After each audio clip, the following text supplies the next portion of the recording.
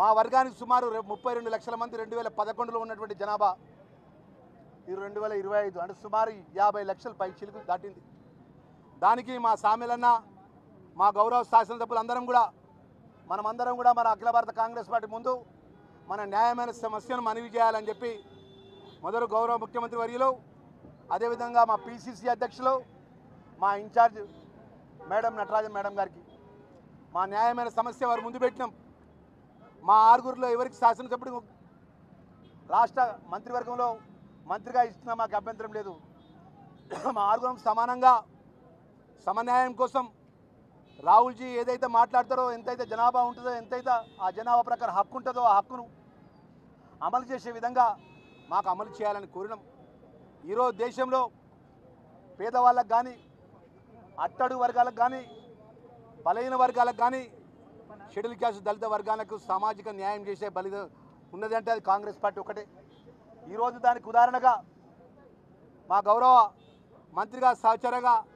మా ముదిరాజ్ వర్గానికి సంబంధించిన మా శ్రీహరి అన్నగారు, అదేవిధంగా పెద్దలు మాల వర్గానికి సంబంధించిన మా షెడ్యూల్ క్యాస్ట్ అన్నదమ్ములాగా కలిసినటువంటి మా వివేక్ వెంకటస్వామి గారు, సుమారు 32 లక్షల మాదిగా కుల బాంధవుల పక్షాన మా ఆరుగురు ఎమ్మెల్యేల యొక్క కష్టంతో శ్రమతోని వారి సహకారంతో గౌరవ ముఖ్యమంత్రులు మంత్రివర్గాన్ని అఖిల భారత కాంగ్రెస్ పార్టీ మెప్పించి ఈరోజు ప్రమాణ స్వీకారం చేస్తుంటే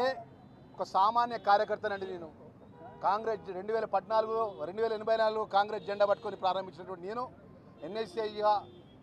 యూత్ కాంగ్రెస్లో, అదేవిధంగా రాష్ట్ర కాంగ్రెస్ పార్టీలో జిల్లా పరిషత్ చైర్మన్గా, ఎస్సీ కార్పొరేషన్ చైర్మన్గా, ధర్మపురి శాసనసభ్యుడిగా ధర్మపురి ప్రజల యొక్క ఆశీస్సులతోని ఆ లక్ష్మీనరసింహ దయతోని యావత్ కరీంనగర్ జిల్లా తెలంగాణ రాష్ట్ర ప్రజల యొక్క దయతో నేను శాసనసభ్యుడిగా ప్రభుత్వ విప్గా ఈరోజు మంత్రివర్గంలో అవకాశం దొరికిందంటే ఈరోజు నాలాంటి సామాన్యమైన కార్యకర్త, మా తండ్రి గారు పెద్దపల్లి అర్జనవాడలో పుట్టి సింగరేణి కాలేజీలో గుమస్తాగా పనిచేసినటువంటి మా తండ్రి గారు, వారి కుమారుడిగా నేను కాలేజీ లైఫ్ నుంచి ఎన్ఎస్సీఐగా, యూత్ కాంగ్రెస్గా కాంగ్రెస్ కార్యకర్తను కాంగ్రెస్ జెండా నమ్ముకున్న వ్యక్తిగా ఈరోజు ఇంత గౌరవాన్ని దక్కించింది